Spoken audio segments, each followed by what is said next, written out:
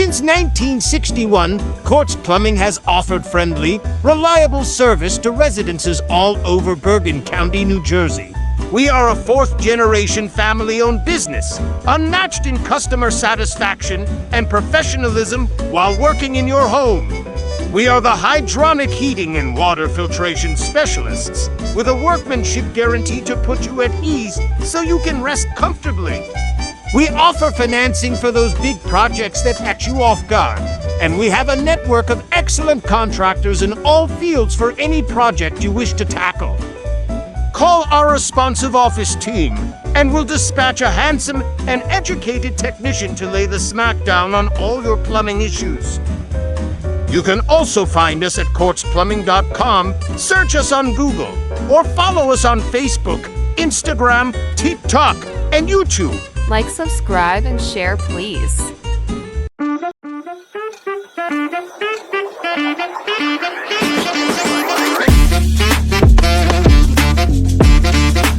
All right, folks, welcome to Plum Bums Podcast, the blue-collar tradesman show where we talk about small business and entrepreneurship, the Everyman's Podcast. I'm Phil with my co-host Max and Frankie's back. Frankie's back. That's right. Yeah, Frankie hasn't been here back, for a everybody. while. Say hi to Frankie. Frankie has. You want to say something? You want to speak to the crowd? Frankie was with my parents for a month, little over a month. They were trying to get her back legs to start running properly, holistically. Yeah, without the surgery. I know you were showing me those videos.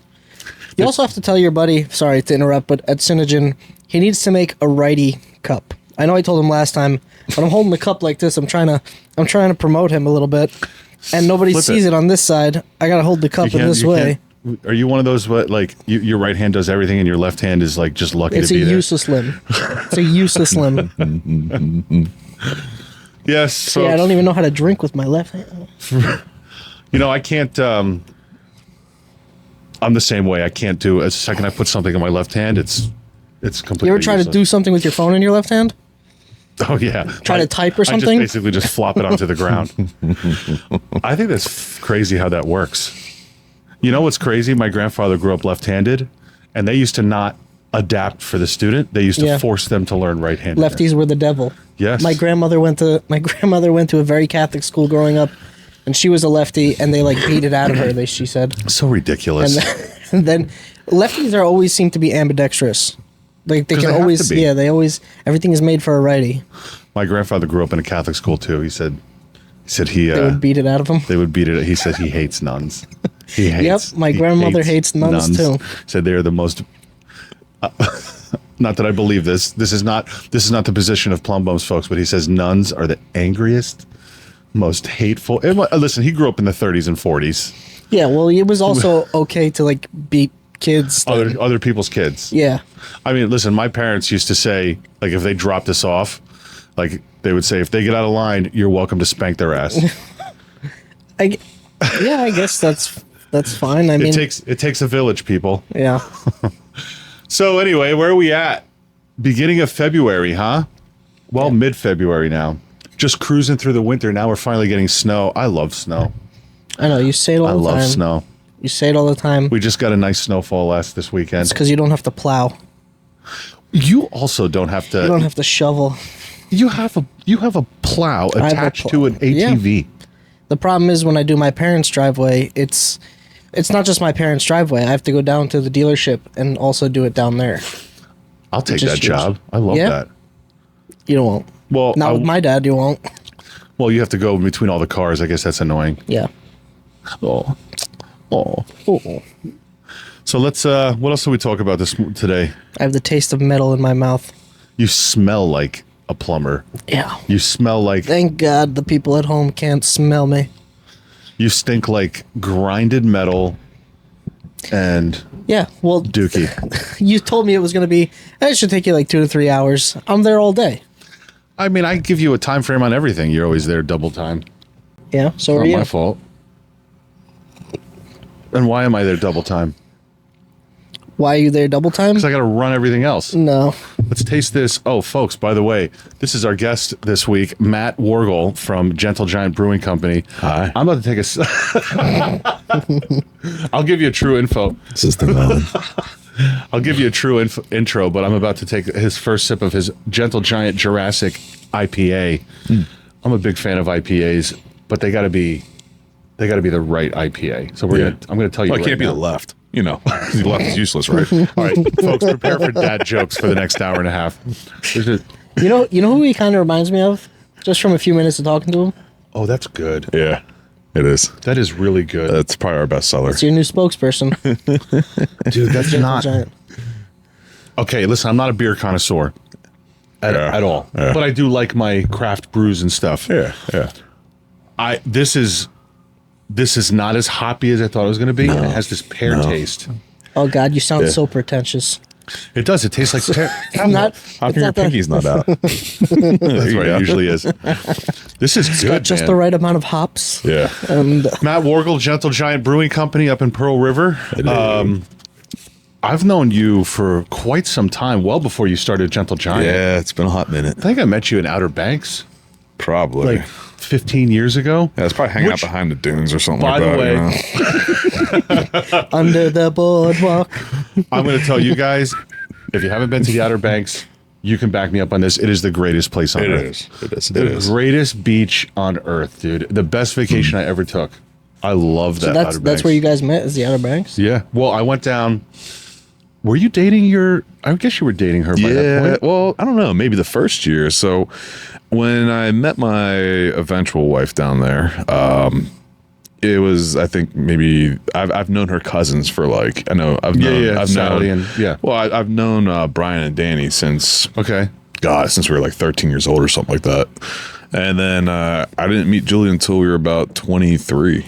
So you might have been down there the first year that Johnny brought you down there. I mean, I don't even know how old I was. I'm 43 now. How old are you now? 40. I can't believe now 17 how years long ago. It's been like How that. old you are? Well, how fast old it you- goes. Yeah. Like that. Well, I mean, we were just talking about, 2025 and you're in the middle of February. It's like, what happened in January? Yeah, Yeah. I know. Where was it? Yeah. January It's hiding. January was a nightmare. January was a recovery month from 2024. I feel like we're back on track. Would you agree with that? I think so. I think it's a weird track, but it is what it is. It is a very weird track. I mean, we'll see how it goes, but it's up and the economy it culminated in 2024 and killed us. I talked about it on the last couple of episodes. Yeah. I'll give some ASMR for that. Look at that. It's like a, See, I'm not going to drink it. there is video. We have yes, that is working. You're in there? I don't usually have about 100 watching. Oh my goodness, dude. You have Oh not my changed God. since Sorry. listen, you're not the biggest guy that sat in that couch, I'll tell you that much. So I knew Matt for a long time, and then I remember the journey to open Gentle Giant. And here's what's crazy. You have such a fun restaurant. Yeah. I know it's very awkward to use that table. I'm It's sorry. okay. You have such a fun restaurant and like a boisterous personality, but before Gentle Giant, you were an accountant. Yeah. Yeah, I was. And, it's just, it seemed like a natural progression, to say I want to make as much alcohol as I can potentially consume. So there's that. But I think what I did was I think I just needed a break for the most part. From accounting? Yeah. Too many numbers. Well, it's just, being in an office Yeah. and... You're not an office. You do not strike me as an office guy. No. But all. if I'm really deep into something, then yes. But it has to be something I really want to do. And accounting was just not that thing. My mom told me to go to school for accounting because she told me, she's like, you're always going to have a job. And I was Yeah, like, she's okay. right. But I think what I learned from that was, I can go do it. I can go try it. But I think one of the biggest takeaways from the accounting field in general is that you get to expose yourself to so many other businesses, and you get to really dive in. You get to see everything from the accounting standpoint, but also operations, logistics, marketing, sales. So I was going to say that's it's a real, honestly, I tell a lot of people are like, they have their kids at the restaurant, at the brewery, and they're just like, like their kids are getting ready to go off to school and stuff like that. And I tell them, like, do you really know what you want to go and do? They're like, no. I'm like, well, just give me the rough idea. They're like, I want to go into business. I'm like, go do accounting.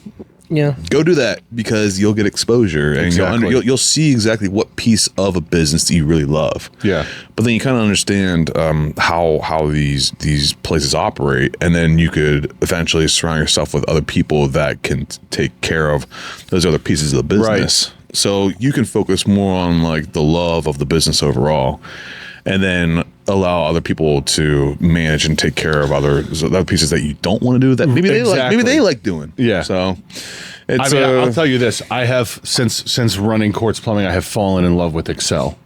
There you go. I love Excel. Yeah. I mean, I can show you a couple things in Excel. I might need to take. Actually, I need some advice, because I'm stuck. I'm trying to fill out like a form sheet where you fill out forms in the field. Yeah. But I can't figure out the equations to gather the information and separate it. We'll talk.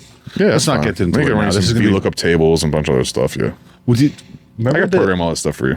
The last guest we had on, he was flipping through the channels one night. There's an Excel championship. Yeah. Yeah. It was actually on, I think, like 2 weeks ago, something like that. You watched it? No, I saw the results. The dude looked very smart. I was like, he looks like he's probably good at Excel. I don't know what else he's good at, but there's a plumbing championship. I don't know about that one. There's a plumbing championship. He texted me one night. What do you get for the plumbing championship? I think I said last time, I think it was just a sponsorship, like to showcase tools and fittings and stuff like that. But like, it was literally on ESPN. Do you like Sports Center or something like that? The Ocho, yeah. It was on the Ocho, but I was sitting at a bar one night with my friends, and I saw that they had plumbing championship. Well, when they do it and say whoever's the winner, let's just say first place. So we're not gonna touch second, third, or fourth, or sixth. But say like first place, does it like give you like do you like earn the excuse to be able to go around people, give them Indian rug burns, and say this is pro press? Let me just crush you. They probably get a buttload of tools and stuff like that, and then they're sponsored, and you're on the Wheaties box, I suppose. Plumbing tools are expensive. Yeah, that's what we're trying to tell our customers. I was at the one place. I was at so I live up in Montvale, so right there, we have those guys right up there on Kinderkamack. Oh yes. I don't know if we're allowed to name names, but I'm just gonna say the guys up there on Kinderkamack, and we're up there, and I'm just like looking at like some of like the magazines, like, hey, these are cool things. You go to like Barnes and Nobles, you're like, I'm gonna open up the plumbing magazine, right? So like I'm there just looking at it, I'm like, why is this tool like $4,000? Like what can't people just learn how to sweat copper? Like, is it that hard? You could, but I mean it saves time. That $4,000 tool saves a lot of time. Yeah. You don't have to worry about leaks. Yeah. And I try to express this to my customers. I got a note today. A customer calls Nancy. He's like, listen, I just want to say Max did a fantastic job. Yeah. But it's a little sticker shock, He was here for only an hour, and it was over $300. And I'm like, would have taken him 4 hours if you didn't have the tool. Exactly.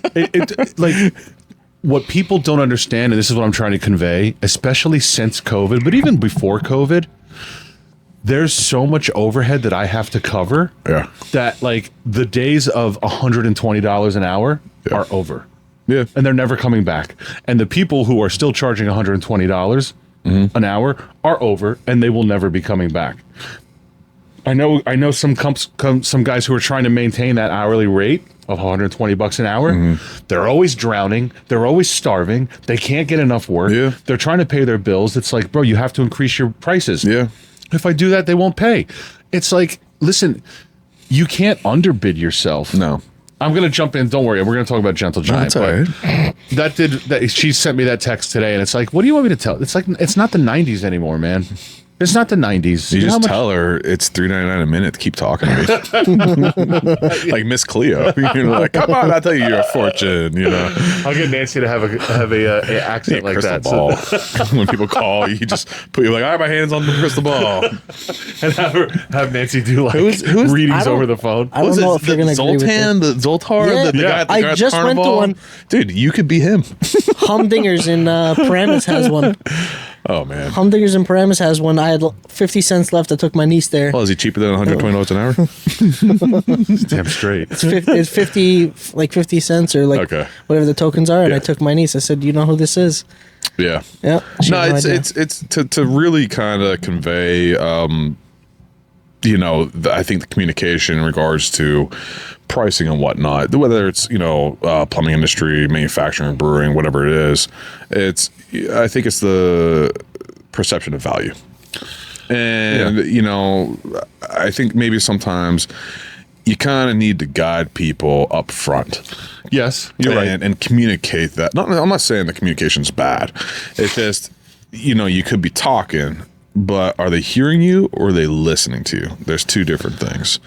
So it's just people got to have that understanding without feeling they're offended, And that was one of the toughest things, like when I was doing like the restaurant side of stuff, because people were saying like, I mean, most people eventually got it, but overall in general, they would look and say, why is this brisket per pound so expensive? Like, well, number one, it costs this much. Then I got to trim this much.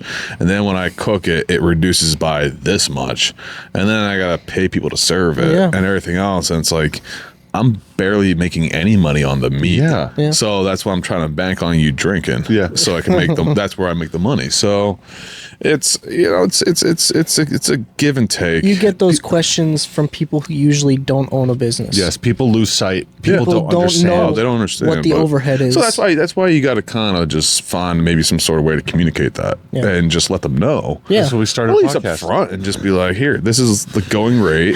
It should only take us about an hour, but also maybe point to things that allow them to feel better and more secure about their decision.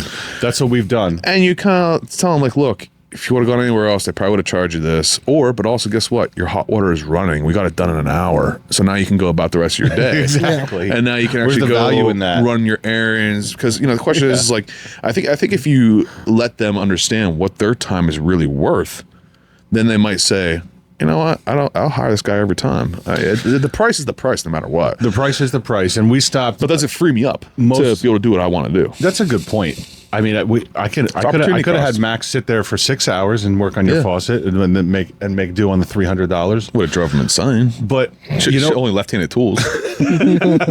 you know what the issue is with time and material, and I tell people, I've had to tell customers this as well. Yeah. They're like, well, it took you this long, we don't charge time and material because as I get better, it's going to take me less time, which means I make less money as I get better. Yeah. No, I'm going to give you a quality product with a good warranty. I discount the more stuff you fit on an invoice. Yeah. We're going to cover you. Yeah. We come in, we're clean. We're not going to, we're going to treat you right. So it's the same thing with Gentle Giant. Dude, that equipment to brew beer, come on. Brew house probably how much? $60,000 each. $60,000 for the tank? Yo, just for the brew house. What is that? What is it? So that's where you are heating up and you're mashing in the grain. So you're extracting the sugars from the grain.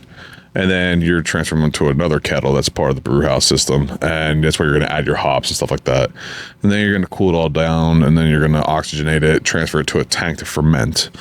And then after you do the tank to ferment, then you're going to chill it down and get it ready for packaging. So the inputs are pretty significant. Do we kind of have it down to a pretty good science? Yeah, you should see my Excel spreadsheet.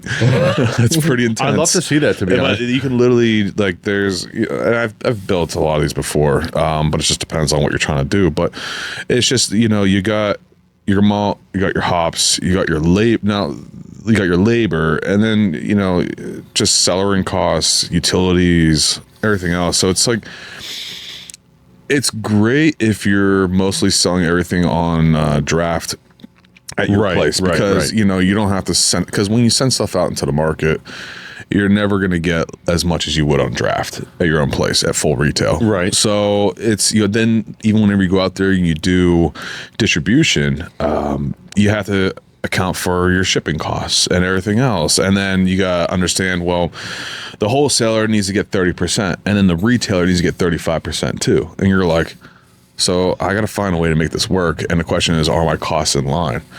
Sometimes they are, sometimes they aren't. But then that's why you also got to look for solutions to say, well, could we potentially contract out to somebody else who's got a lot cheaper rate, or they're able to, labor rate, or maybe they have the same material inputs that they're able to buy at volume, so then it's cheaper. So they have the competitive advantage to being able to say, we can make your beer for you, and guess what? You can achieve the same product, and we'll just do it for like, an extra, it'll be like $40-50 cheaper per keg.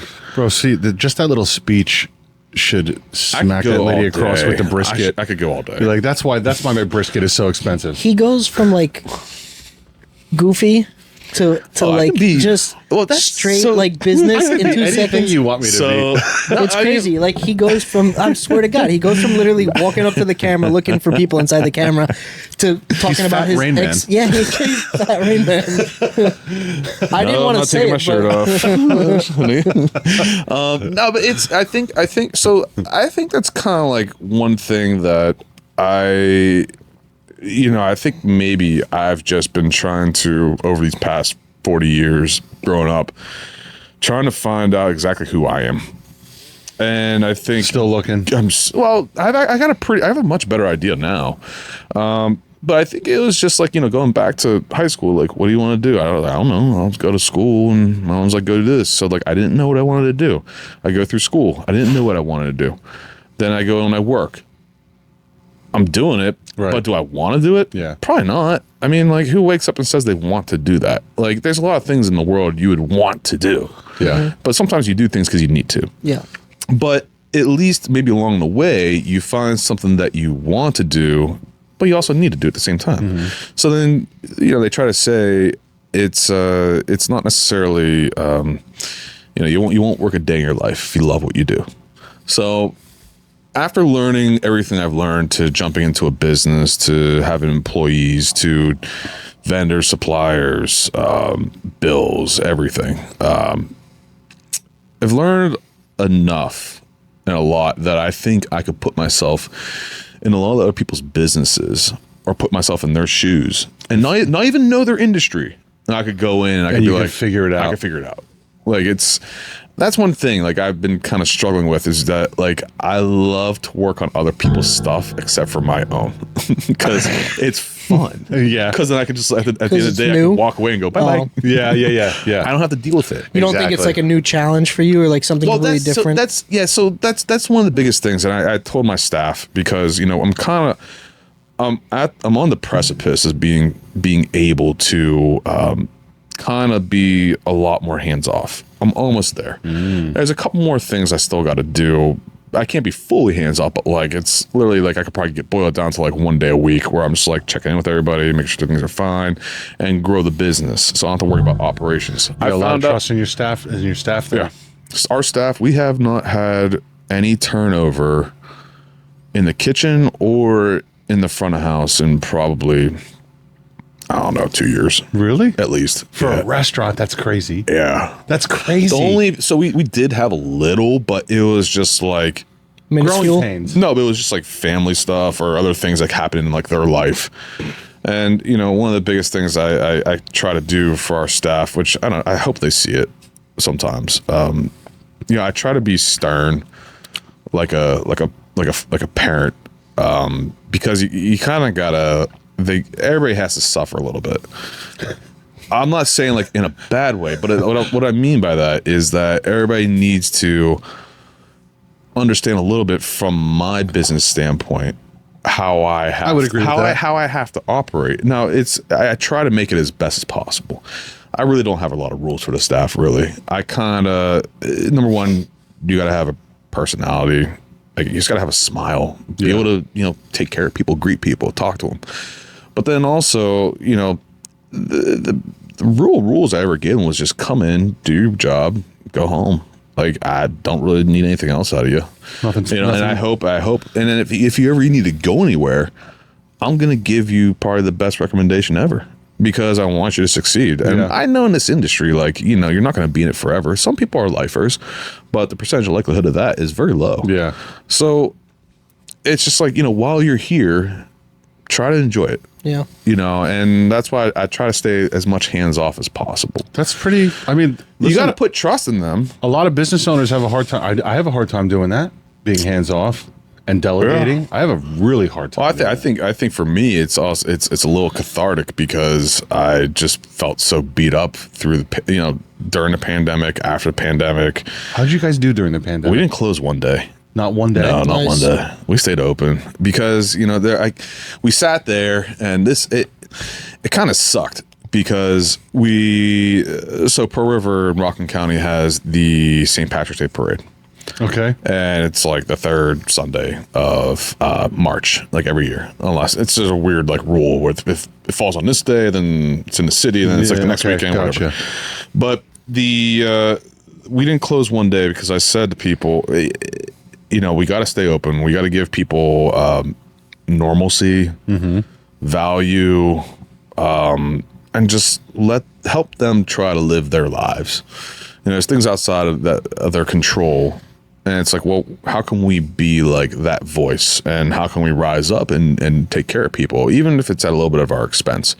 So we did. And we stayed open. We didn't close one day. Wow. Wasn't the easiest. But Did you have the outdoor tent and then did you have all that? Oh, we did it. We did some fun stuff.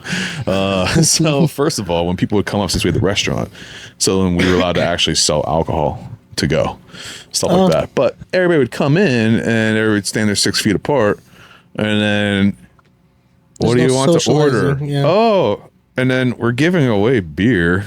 Do you want some? You know? Oh, honey. Yeah. It's really backed up. I'm gonna be a little long. So people would just go back to the back of the line to get another beer. Oh, that's and just great. hang out the whole time. And we were like, you know what?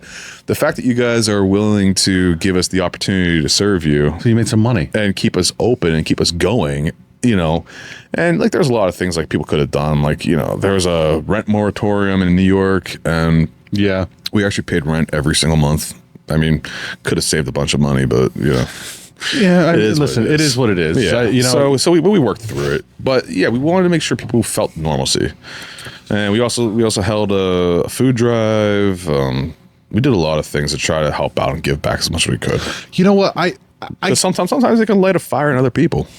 You know, You guys I think you always try to like have stuff going on. I mean, you have the Nintendo tournaments, you have on this big screen, you know, you have You guys have Nintendo we did. tournaments? Yeah, we have. It's just people just kind of fell out of it for a little while, but still, well, it's you fun. gotta adapt, but Yeah, you know, yeah. if it works, it works. If Yeah. it doesn't, it Yeah. doesn't, and then you move on. But I mean, let's go back. You gotta give people a reason to come out. Yes.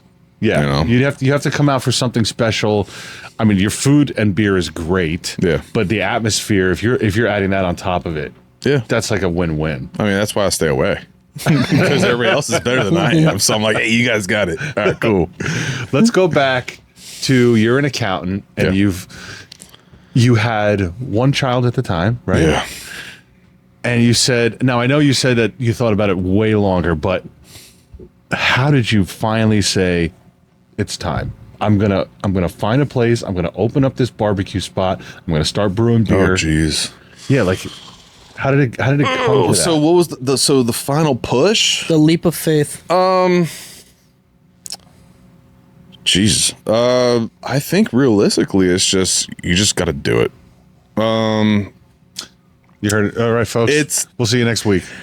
It's Hold on, Nike's gonna sue us. it's not Just do it. it's not an easy decision to make. It really isn't. A lot of people have fear of doing it. Oh yeah. But the Can you thing- blame them though? No. Like if you have something that's comfortable, like why switch? But I think maybe being comfortable is the push. Because sometimes you feel that you are comfortable. Comfortable is a and killer. then you're not growing though. Yeah. Yeah. You're not growing mentally, physically. I mean, I grew physically. No, you've been about the same size. Yeah, I'm about the same. Thanks. No problem. But Where no, does that name Gentle Giant come from? I mean, my buddy Max Davis back in Pittsburgh, so we were doing something. He comes out to me, he says my last name. Oh, he's like, "You're just a gentle giant." And I'm like, "What?" And I think I punched him. I was like, "That ain't so gentle anymore." Nah, but he said that, and then like literally, I was just sitting around one day, and it just popped in my head. His voice just popped in my head, and I said, "That's it." That's a great name. That's it. And then we The just dinosaur. I gotta selected know a the dinosaur, too. So it was actually it the just 'cause first. you like dinosaurs? Well, we put it up. We put the dinosaur competition, or like we went on like I think some sort of like crowdsourced website where we did the logo. We said, hey, we'll pay this. You design the logos, and so whoever makes the one that we want, we'll buy it off you and whatever, and that's how it works. And so we did it, and this was actually like the first design, and I hated it. I hated it. Did you really? I hated it. I was like, nope, not the vision I want. Not what I want. I want it to be like this. What that taught me was to not look for what you want. Look for what everybody else can identify with from a branding standpoint. What's one that really catches everybody's eyes? So I took the top 4, and the one guy who's guided me through this whole thing, I took the top 4, and then I put it up to Facebook. I said, hey, everybody, you guys have the chance. So I put it up to everybody else to say, select this. So everybody else selected the little dino. Yeah, so it wasn't me. People love dinosaurs. Yeah, everybody loves dinosaurs. I mean, they're extinct. You can't hate them.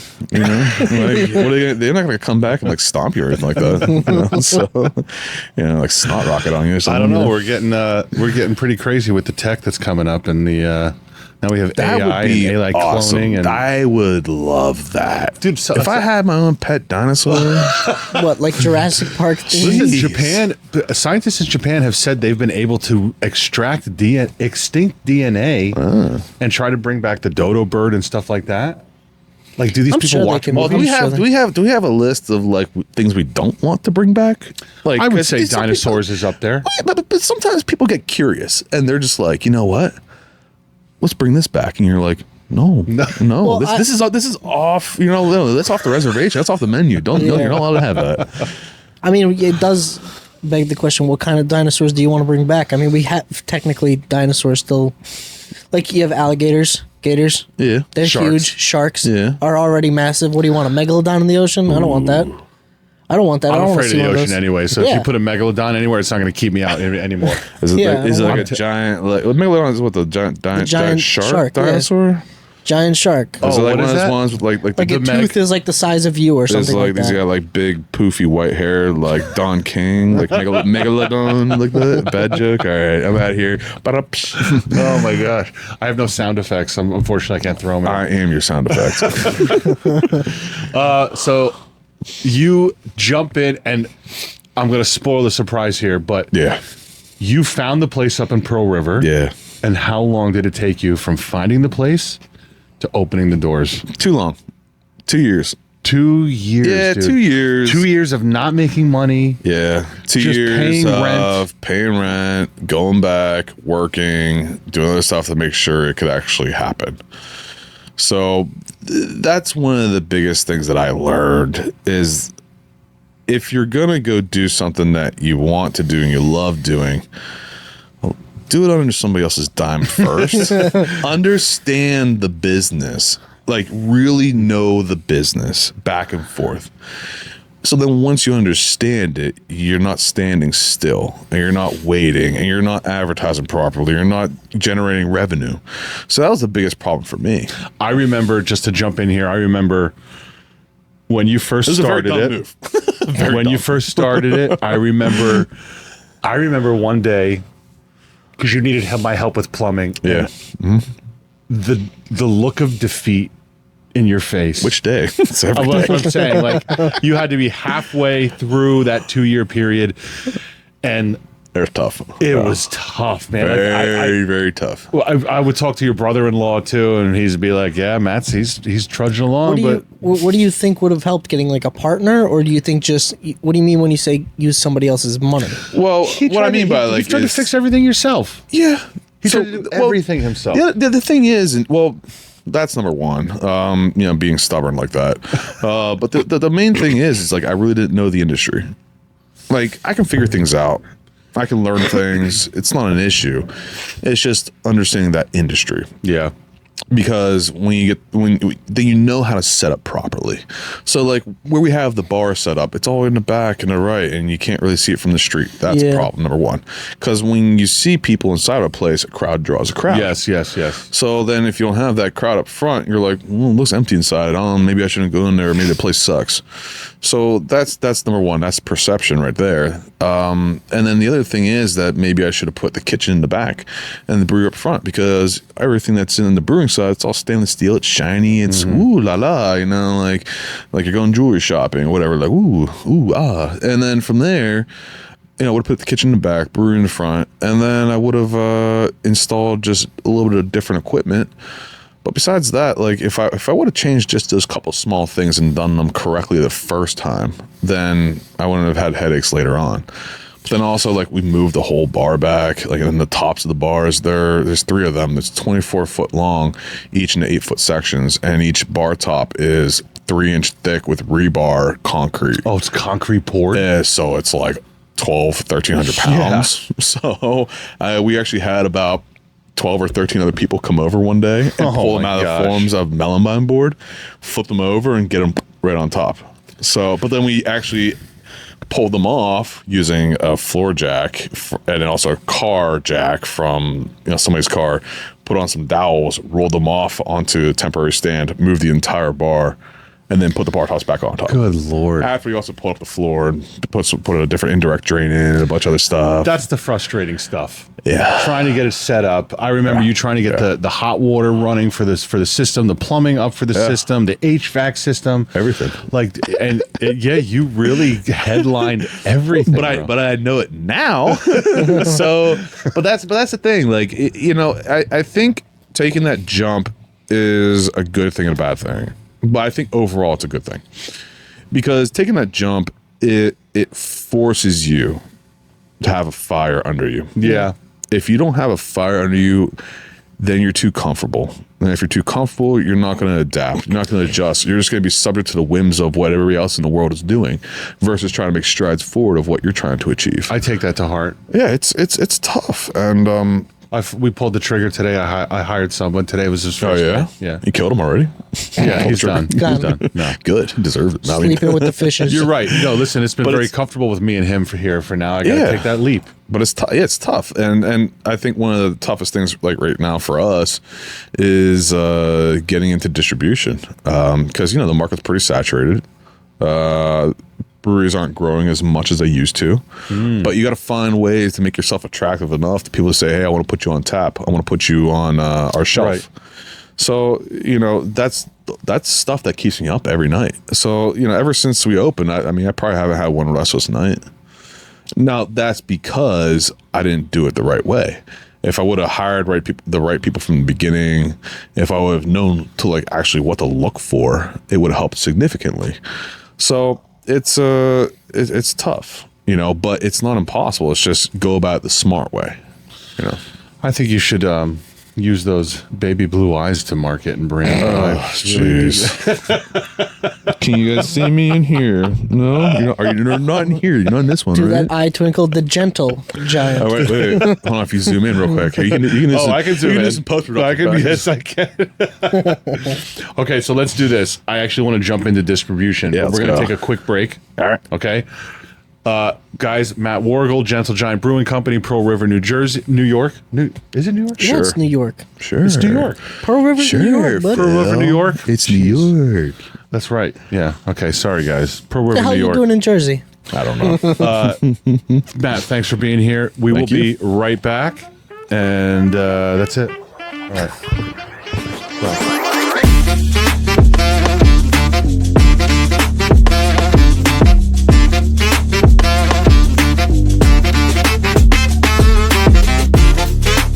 Call Quartz Plumbing and Heating. Top-rated plumbers in North Jersey for over 60 years. And don't forget to keep treats for Frankie on hand. They'll help to subdue her carnal, animalistic nature. Gentle Giant Brewing Company is a microbrewery, the home of pan and peel pizza, and a place where you can forget about all of your worries. At Gentle Giant, we are dedicated to crafting exceptional beers that uplift the spirit. Our mission is to offer you something more than just craft. We will provide you with an experience of how life should be. Refreshing, delicious, and simple. Check us out at gentlegiantbrewing.com for events and catering information, or come visit us in Pearl River, New York. Gentle Giant. More than just craft. My heart hurts and the words are simple. All right, folks, welcome back to Plum Bums Podcast, the Blue Collar Tradesman Show, where we talk about small business and entrepreneurship in these crazy times of 2025. The Everyman's Podcast. Smooth. You look like you got punched in the face. Because I feel like I got punched in the face. Yeah, looks like you have a nice black eye. What, is it that dirty? Yeah. Am I that dirty? Yeah, especially with your hat off. Keep the hat on. I don't know. I'm going to keep that on. My hair's a mess. What was that? That was you. No, I was imitating. not. I was Are imitating you going you. at him because he's a ginger, or Yeah. like? Yeah. It's just so much. Yeah. Like, He's it's just so much ginger. He's anti-denti.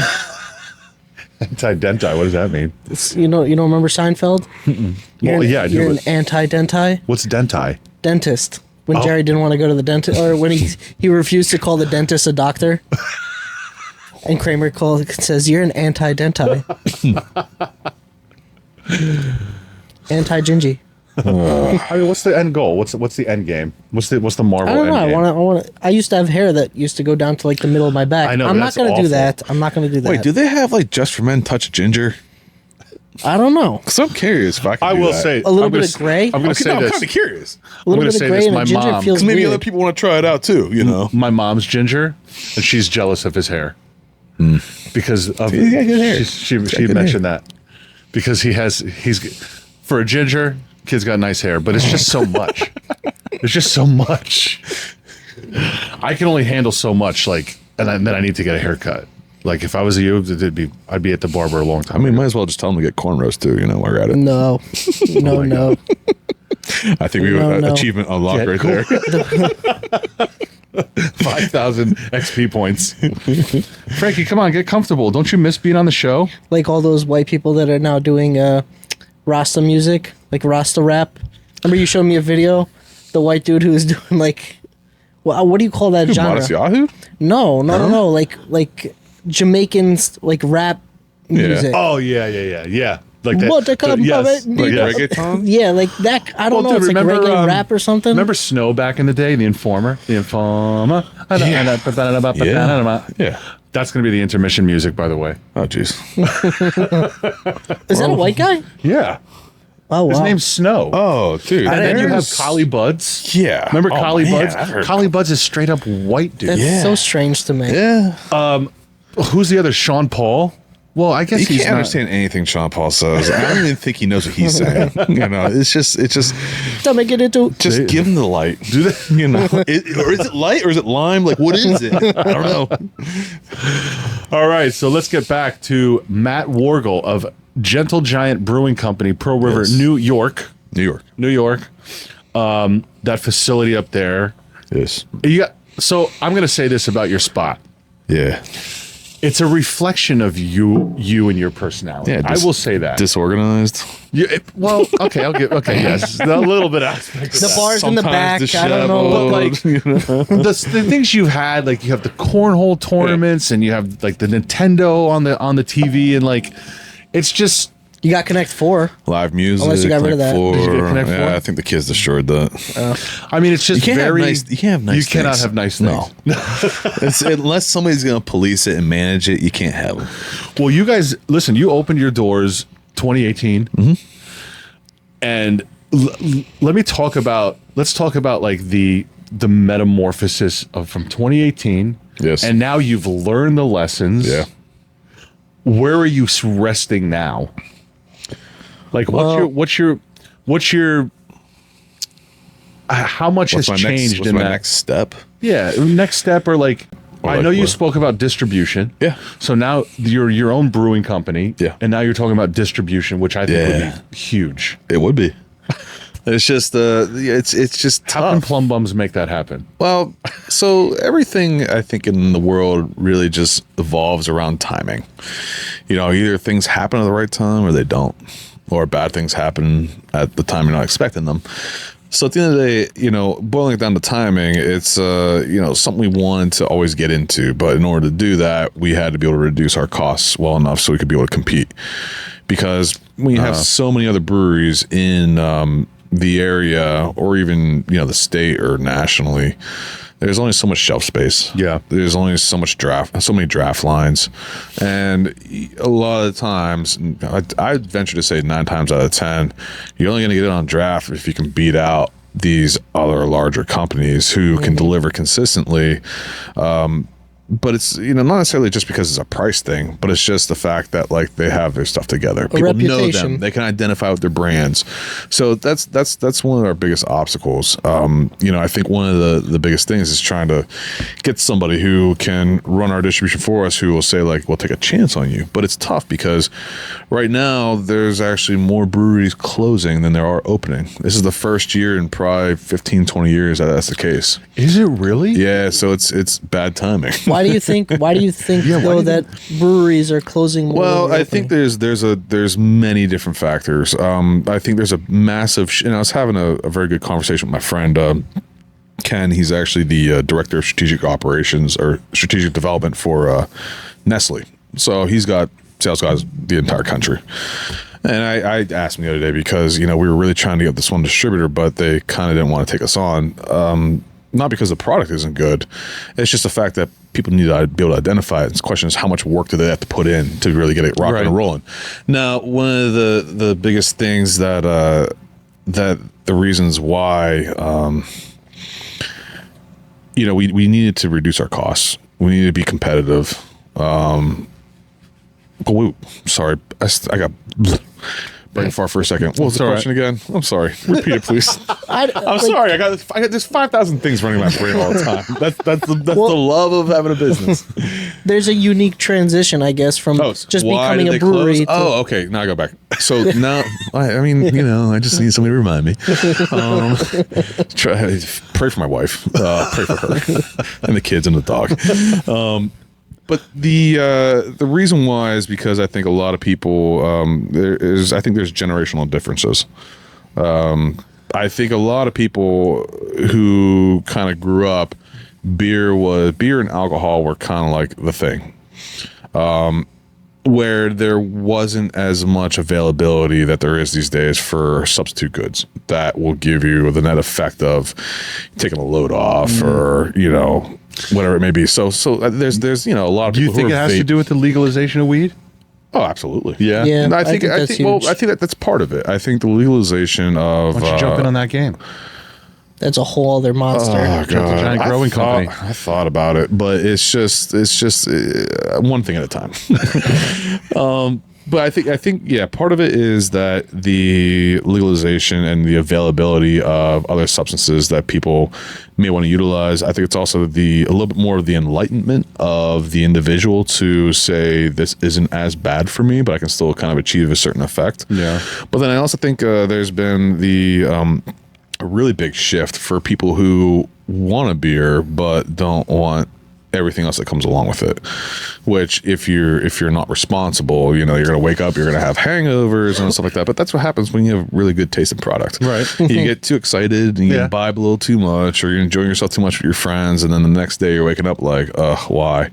So there's the fact that non-alcoholic stuff has really been transforming the industry. Like Wow.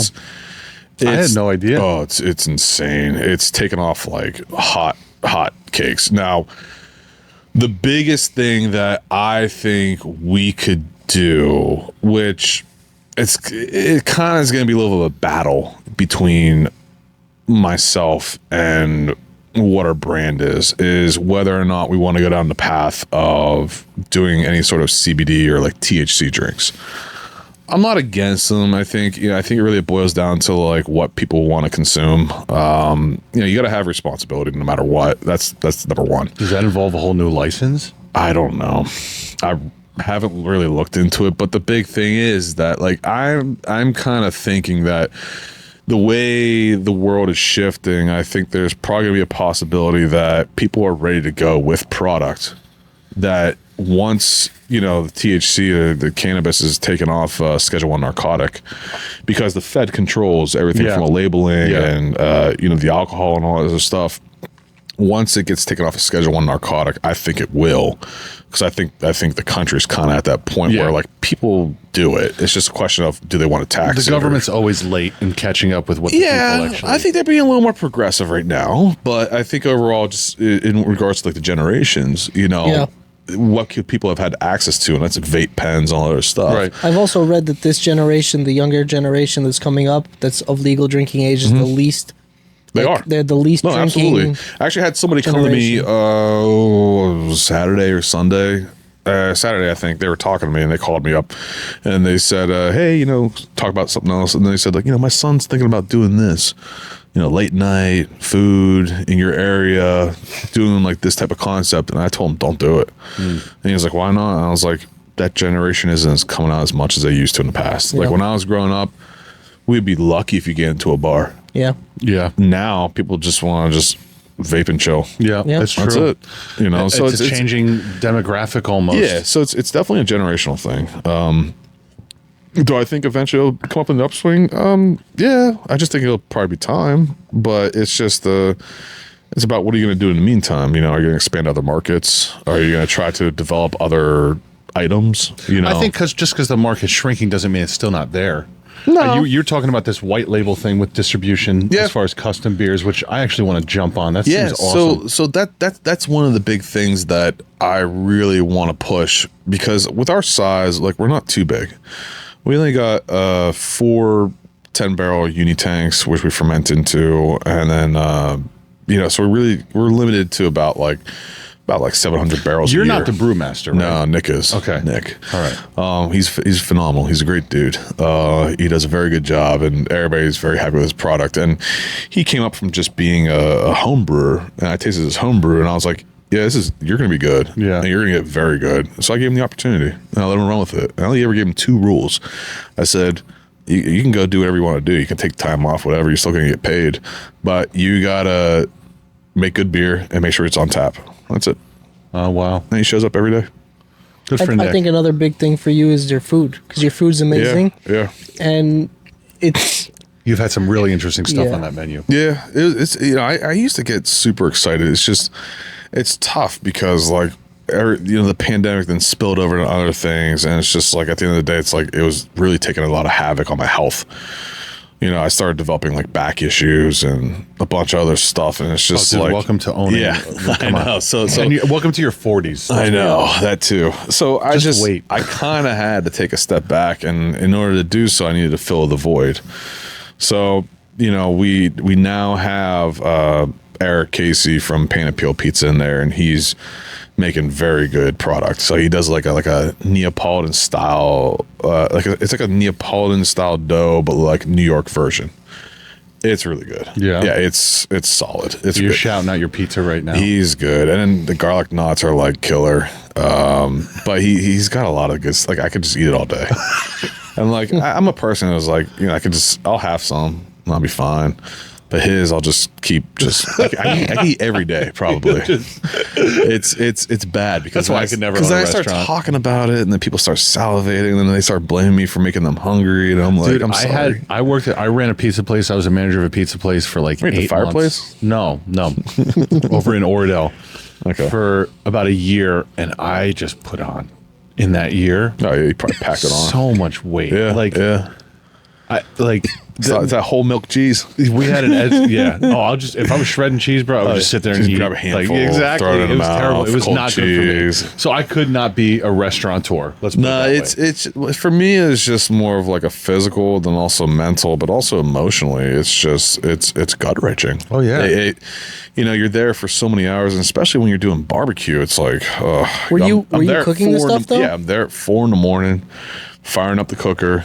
And then prepping all my product, getting it in, probably doing some stuff on the laptop, then going back to the house, getting the kids ready for school. Dude, that's exhausting. Bring the kids to school, give Nick, who's brewing in the back, give him a little bit of a schedule of when to add splits. Because like I got very good to the point where I knew my smoker, I knew my cooker so well, and depending on the product that was in there, I knew like 1050 add these two, 1130 add these two. Oh wow, 1250 do this, and I said I'll be back by this time, and then we can get it done and I'll finish them up.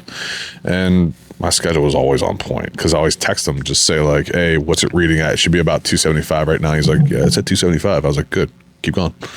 It's just you learn over time. Yeah. But it's rough. I got 3 bulging discs in the back now. It's great, you know. Jeez. You got to do 8 weeks in a skinny cage where you can only turn around. I know. I should isolate myself. Let my spine fuse. My spine fuse together. And I'm going to tell you this, man. You're in a different industry than I am, but it's the same story. You're happy to. I love cooking. I love cooking. Yes. But for me, on a commercial standpoint, it's exhausting. I don't want to do it anymore. It's just I got PTSD from it. Like, it's that bad. Well, you like, said before that you used to do a podcast about with cooking, right? Yeah, and that was fun. You know, we had a really good time doing that. You know, we used to just invite other guests and restaurants into our place because, you know, we weren't open on Monday nights. So we said, hey, come on in. We'll do a podcast. You can showcase your business. Like, yeah, you might be a competitor of us, but we don't care. Like, you do your thing, we do our thing. But, you know, we even from people in town, but other people who are like not too far away.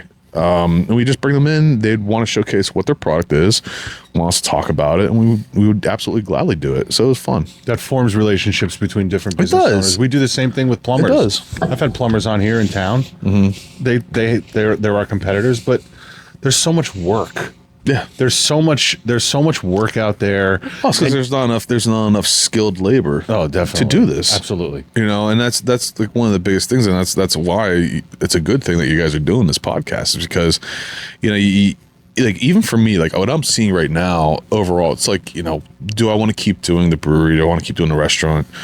Or do I want to find something new? And one of the biggest things that I've been telling people for months now, probably even a year, I said, I would love to just get into the trades, and I could take a trade business and just amplify it, grow it, and then just hire more people. And like I have my brain's always running, so I got ideas of what to do. Well, listen, how to make it great for everybody. 3 bulging discs, you're ready.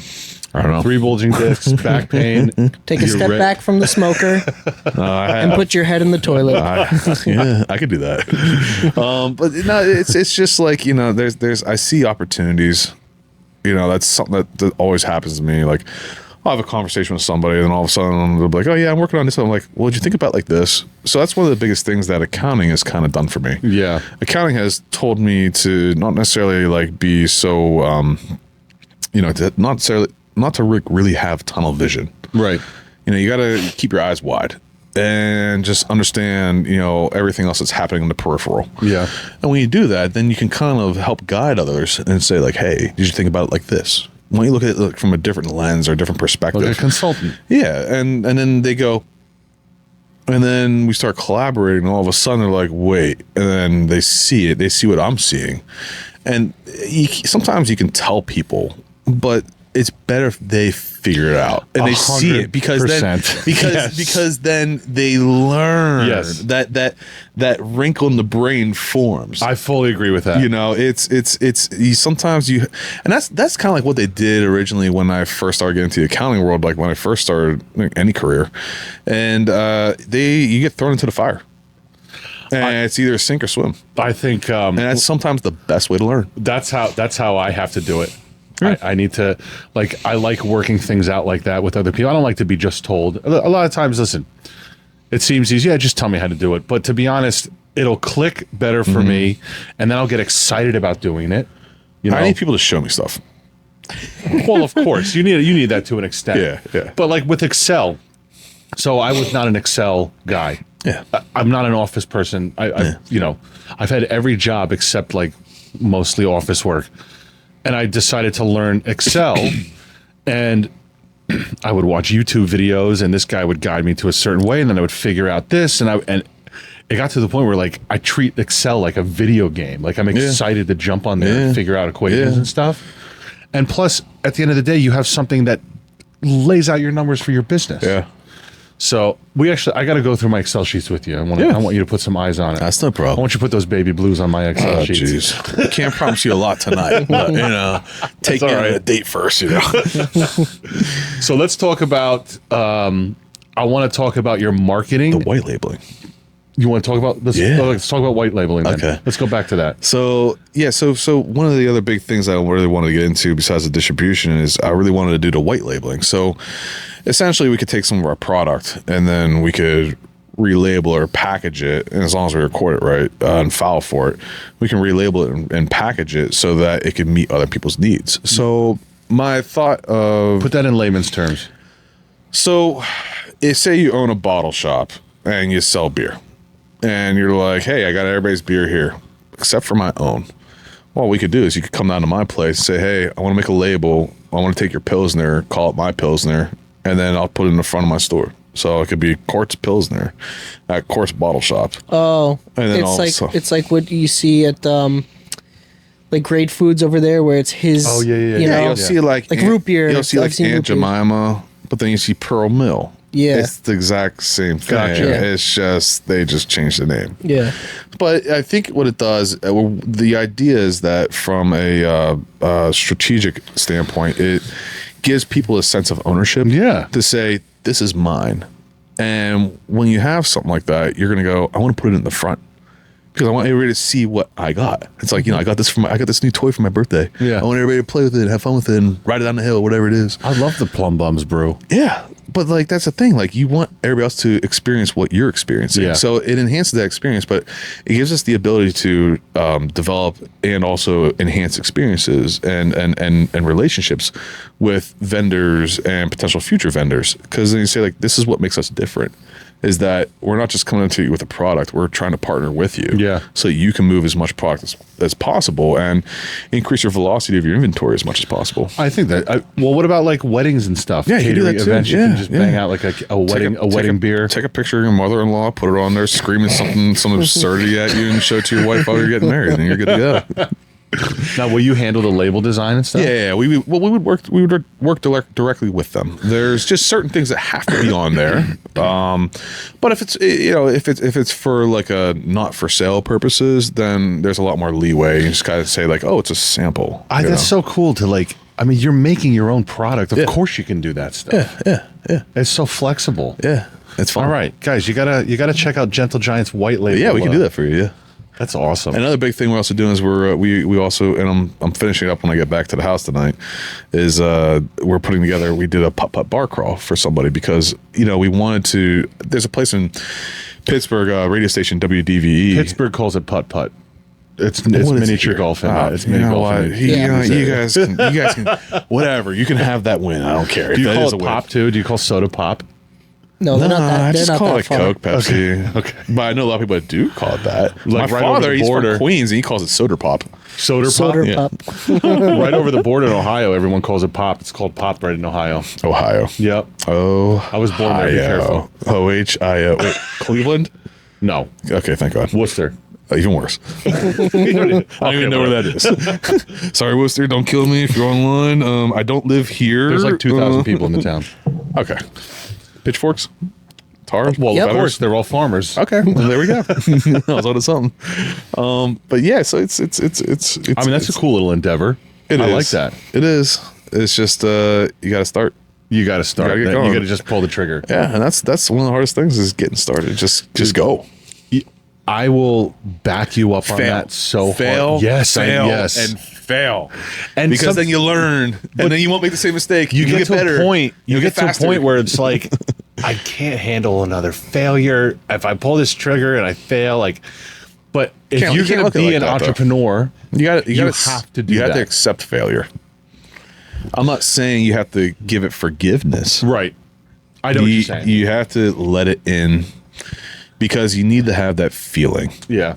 of I have to wake up again tomorrow and do this again and have to get better every single day. So yeah, it's not easy. It's not fun when you first start. It's not, like the first couple weeks we were open, we were selling out every single day. We were just open Saturdays and that's it. Oh, wow, We were really? selling out every single day. every single day. Then we opened up Saturdays and Sundays, and we were selling out. We were doing pretty good. Then we expanded to more days, and then kind of like that rush and that feeling just kind of died down a little because you're spreading yourself out. So, I didn't really look at it from that lens. I didn't say to myself, well, you know what? There's going to be ups and downs. You got to understand there are going to be downs. But I think what you do is, with the experience over time, you learn how to mitigate those downs. You learn how to mitigate that risk, so that even if it does drop, or the market does drop, or there's not as many jobs out there, how can you pivot? What else can you do during that time frame where you don't have anything going on? Because there's always stuff to do. It's just a question of, can you push yourself to do it? Oh, that's great advice. I take that to heart. Yeah, it's just like sometimes I'm just like, there's a lot of times where I just want to chill. Yeah. But there's also a lot of times where, like, come sit down and eat with the family. I'm like, I just need to get this thing done. Or I want to work on it, or it's bothering me, or it's I can't stand you people. Yeah. Well, it's tough sometimes. But let me ask you this. It's not hard. Let me ask you this about it's all perspective. You got a great logo. Yeah. You guys settled on the logo. How do you deal with do you have a big hand in social media marketing, branding? So you did the podcast. Yeah, we did the podcast, and I think one of the biggest things that I kind of learned over time is that I don't like doing a lot of the stuff that I have other people do. But one of the things I really do like working on is branding, and that's just one aspect of marketing.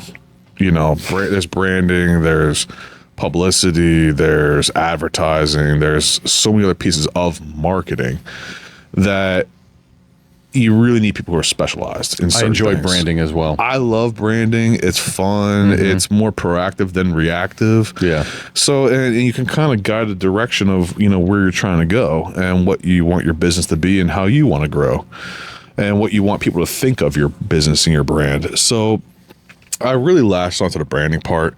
For the social media, like, I was doing stuff for a while, and then eventually my brewmaster said, like, hey, I want to make a couple extra bucks. I was like, why don't you just take over to social media? You got an eye for it. You can do it. Let's have some fun. But it's doable, but you really got to look into like the way these social media channels and everything has changed. I know. You're constantly changing, you're constantly adapting, and it's just like, why? Yeah, it's a full-time why? job. Stop changing your algorithm, Right. Like, come on, why are you doing this to us? Is this like a social experiment? Or you're totally right. It, You settle in on something, and then all of a sudden the algorithm changes, and you have to completely figure out the new algorithm. It's obnoxious. I need to communicate to people and hope they don't want to slit your throat. Yeah, 100%. It's not easy. Well, it's huge. It's huge. It's very important, especially for your business. I mean, look at all these beer companies that have been around forever. Budweiser, Bud Light, all these companies, they still have to advertise to you, even though they're an established name for, 100 years. Yeah, and that's very, very true. And like, the Super Bowl just did happen, but like, if you look at it, the amount of feedback that AB InBev Budweiser has received, when they had that Bud Light commercial last year, the amount of, feedback they got from it, and the amount of backlash and whatnot, if you kind of fast forward to today and you kind of see what they've done, and they've adapted and they've changed. Rebranded completely to kind of save face. Yeah, but you know what? The public is very forgetful as well. No, I know, but they now at the age of information, like, you can remind yourself very fast. Oh, yeah, you're right. But I'm not saying whether one thing was good or not, but it's just the fact that somebody decided that, this is going to hurt us, then maybe it's going to hurt our core audience, then maybe we should just adapt and adjust back. So you kind of really see it from two totally different spectrums of like how they wanted to brand themselves. But it's also, you got to kind of throw it up there and say, hey, they adapted, they adjusted, they didn't stick their roots in the ground and say, no, we're not changing, whether it was right or wrong. They also fired like their entire marketing. Adapting, adjusting changes. So they did, because they doged Bud Light. They received the feedback, and for them to that's one of the biggest things, because if you don't get feedback, then you don't know if you're doing things right or you're doing things wrong. So that's why every time like somebody either leaves us a review or anything online, and there's a lot of times where it's not a good review. I mean, we got a 4.6 out of 5 on Google, so I think after like X amount of years, that's pretty good. That is good. I mean, 300-400 reviews could be more, but you know, when I get a bad one, I always tell them, like, one of the first things I tell them is thank you for the feedback. Yeah. I hate it, but it sucks. It sucks to hear, but it's good to hear. Yeah. Because then maybe you are failing. Maybe because you don't have eyes on everything. We have you a know? 5 out of 5. How many reviews you got? 100. I reviewed myself. I was there. So you have to ask yourself who's reviewing a plumbing company versus a beer company. Yeah, that is true. People usually don't review a plumbing company unless they've done a bad job and Yeah. they want to leave a bad review. Yeah. Well, maybe that's something you got to adjust. Well, you know what we Maybe did? you need more good So what I did was because positivity spreads. I've maintained a nice 5.0 on Google. That's not bad. And I Pretty got good. thank you. And I got one bad review and it's kind of erased it. He got one bad review and this all changed to a studio. bothers The you. shop changed to a studio. It bothers you. It It was bothered really the fast. heck out of me. Yeah. So I responded nicely. Exactly. There you go. But she didn't even use us. She just didn't like my estimate and she gave me a 0 or 1, whatever it was. So I responded. I adapted. Yeah. I fired the helper I had at that time. No. And Frankie did the job. Frankie gave us I actually now going forward, all my reviews are 5.0, but I kind of think I would like some 3 stars or 2 stars. You got to be humbled. You got to Yeah. be humbled no matter what. Yeah. Is sometimes you don't want to be, but you need to be. Yeah. You know, it's a way to grow. It's you a know, hard and you should take that and kind of run with it and just say, well, if this is the way people are perceiving us and our brand and our work and everything else, well, how can we change it to how we want them to perceive us? So yeah, no, it's a good thing. It's just some people take it a little more serious than others. I mean, you should always take it serious, but Of course, but yeah. sometimes it just That's your feedback. when I first started getting reviews, and sometimes we get bad ones, it's fine. You know, it would just eat at me. Yeah. Eat at me. And like, I'm just like, what are we doing? We're failing. Everything else is there. The whole place is burning down. But then you kind of take a step back and you go, oh, it's just one bad one. As long as you get back to them and you tell them, hey, we're working on it, we'll fix it, and we'll make sure it doesn't happen for the future. You're very much like me. We have a very What else are you gonna similar do? in that. What are you gonna do? Well, you're very much like me in the fact that bad review will set you off, and like it'll make me reconsider, or like I have. That's it. I'm going back into accounting. Yeah, dude. Like I've been there a lot, especially this past year. Yeah. 2024 was brutal for me for that. Yeah. And it's stuff that I should have known by now. I should have learned these lessons, but I didn't apply them in 2024 for some reason. You know what I mean? Reviews are subtle, gentle reminders. They're important. They're very important. That's how you deal with the public. Hey, you need feedback. Yeah. You can never get better unless you have feedback. So when are we getting a Gentle Giant 4 Loco energy drink? Oh, jeez. You remember those days, right? Your heart might explode, But So we were talking What was about in it? It was like an There's energy energy drink drinks with and- like the alcohol from about crack. 4 beers or something Yeah. like that. yeah, it was like 14%, something If like you that. guys don't remember 4 Loco, I don't know. The Look up original. the original, The the original. real stuff. If you can find it now, it's a collector's item. We were talking about it during the break, and I remember when that stuff first came out and it spread like wildfire. Yeah. And we got like a whole bunch for one party. I blacked out, full energy, up awake, Yeah. completely don't remember, and then I came to while I'm like dancing on the dance floor. Like, I wonder why they just erased. I wonder why they got rid of it. You sure you're dancing on the Several dance floor? illegal Or was it substances. like, oh wait, there he is having That stuff another was epileptic crazy. seizure. Yeah. Like he's not dancing. He's having That's- a seizure on the dance floor. No, man, I felt great. That stuff was insane. That's great to get into, by the way. Energy drinks. Yeah. Not even just the 4 Loco, but energy drinks. I have a hard enough time with coffee. Well, I know. I'm Were just you saying personally it's drinking? huge. It's huge now. Well, coffee, yeah, I'd have coffee in the morning, but now I do like nootropics and mushrooms, like the lion's mane and stuff like that. And it takes a little while for your body to start reacting to it, but Yeah. every day I wake up and like I don't have to have a cup.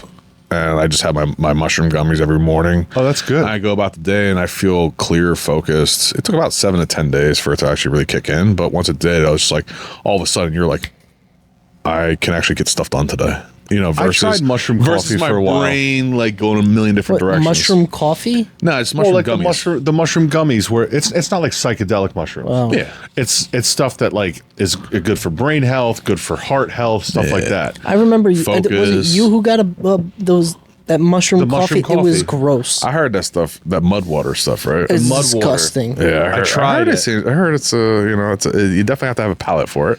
Yeah, Ugh. it wasn't. It wasn't. It's it dirt. wasn't easy. It's dirt water.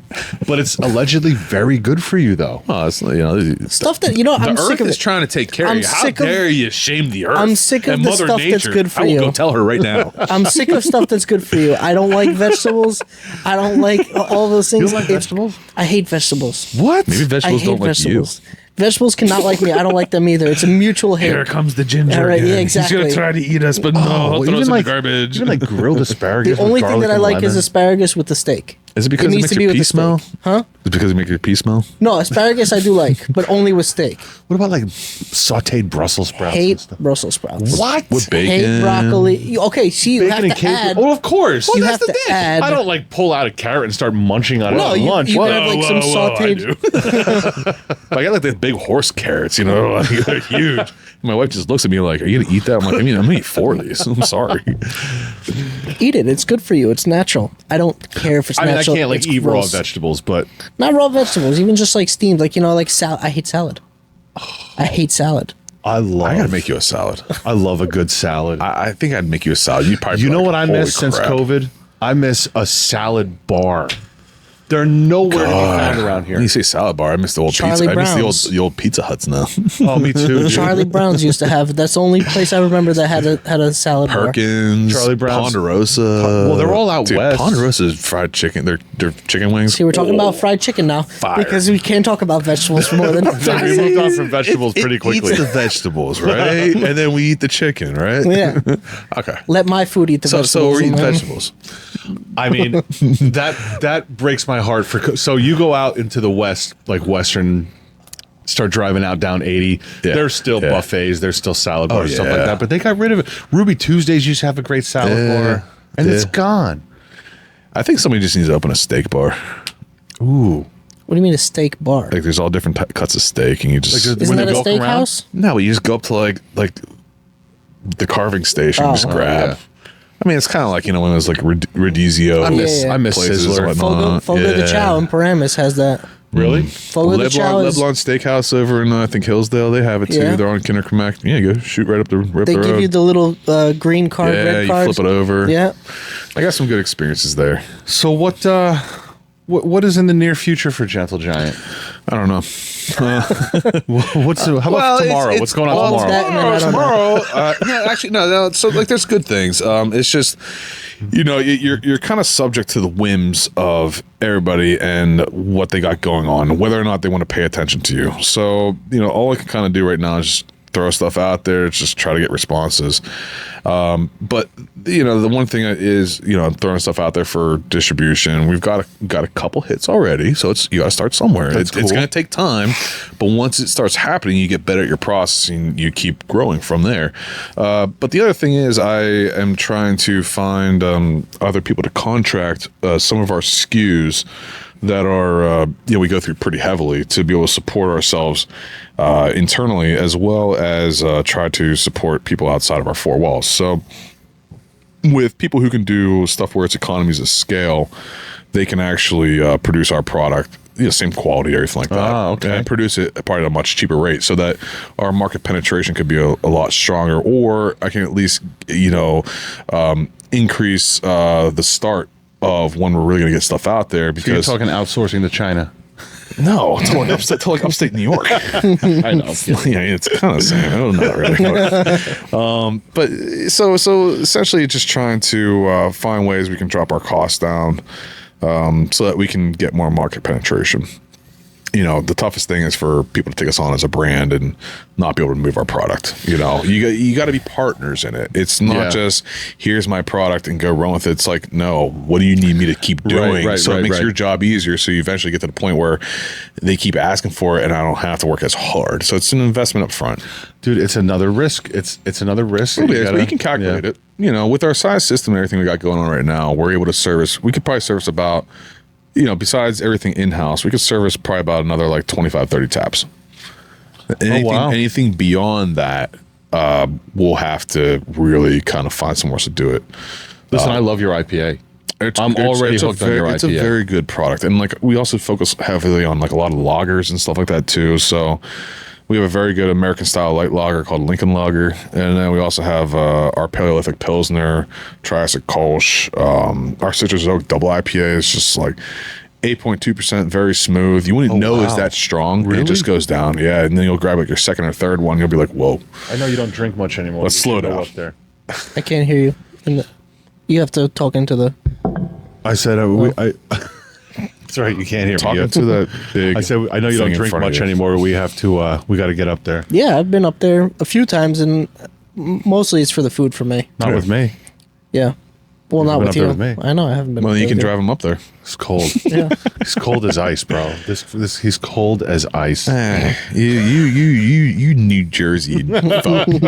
God, I grew up in Pittsburgh. You know how cold it is there? Pittsburgh? It's not even close to the accent. It's You know like, where I got that from? The long O's. It's like Ghostbusters. hello. Yeah. Janine. Pittsburgh. All right, Bright Eyes. Yeah. Listen, I thank you so much for coming on. I wanted to have to get you on here for a long time because I remember the journey you were taking. Good. And don't bring it back. I won't. But I remember you working up there in basketball shorts, a t-shirt, and Crocs. I still do. Yeah, yes. Last time I saw him there, I still do. he had long hair, shorts, basketball shorts, and Crocs. And Crocs, yeah. Yeah. And a V-neck white tee. I donated the hair. And So that's the second time I Was it donated. that long that you can donate? I donated It in was 2019, super and then I didn't cut it until last year. I'm glad you cut it. 5 years. I'm glad you cut it. 5 years. It was 19 inches, something like that. Wow, dude. Yeah, my hair grows fast. Julie was okay with that? She dealt with it. I don't know if she was okay with it. It was for a good cause. Did you man bun it ever? Please say no. I would have to. No, I wouldn't man bun it. I would just have to put it up because I'm like working. I gotta get it out of my face. And if I didn't have a hat on me, Right. I had to put it up, and then people just look at me. I go, well, what else? I got the Crocs, I got the shorts, I got the What do hair. you What want? else do you want? Tell me. Listen, dude, thanks so much for I coming on. appreciate it. Thank you, Phil. Guys, you got to check out Gentle Giant in Pearl River, New York. Delicious food, delicious beer, excellent atmosphere. Hey, maybe we could have your podcast there one night. I would love to do a that. live Go show. up there. Well, like I was saying on the break, we do a plumbers meeting once a month. We should get it up there and do like a live podcast through Gentle Giant. It'd be a blast. Guys, go check them out. Check them out on social media. What's your social media? Gentle Giant Brewing. Gentle Giant Brewery. Brewing. Gentle Giant Brewing on Yeah. Instagram. Instagram. You on TikTok? I It's getting think shut we down are, anyway. but no, I don't think restaurants really use TikTok much now. Yeah. Guys, thanks for being here. We want to remind you that if you're interested in coming on the show, we're always looking for somebody who's in an interesting industry, owns an interesting small business. We'd love to get you on here and tell your story. If you're interested, you're going to go to quartzplumbing.com. You're going to click the podcast link in the upper right corner, follow that all the way down, and you're going to fill out the guest to be an application. No, fill out the application to be a guest. Fill out the guest to be an Fill out the application. guest. It's been a long day. Guys, thanks for being here. We want to remind you to like, share, subscribe, share the reels, share the videos, everything we can. We love getting the word out there, and we really need your help to do that. Yeah, and we will 5-star see you Google here. review here every once in a while doesn't hurt, right? What's Phil? that? Yeah. 5-star Google reviews don't hurt. 5-star Google reviews, even if we haven't been to your house. If you think we're good looking, throw it on a review. We love it. Google. Nobody looks at Yelp. Let's be honest. Who looks at Yelp? TripAdvisor. Yelp is for restaurants. TripAdvisor? Yeah, I mean, like nobody looks at those anymore. No. No. Angie's List. Get out of here. Angie's List is for hiring, no? No, Angie's List is for blue collar stuff. Yeah, it's for hiring, not No, for... We need, no, we it's need for- Quartz it's for- list. Is it? We need Quartz list. Yeah. Oh, wow. See, there's where we monetize. Yeah. All right, folks, listen, we will catch you here next week. Thanks for watching. We'll see you here next time.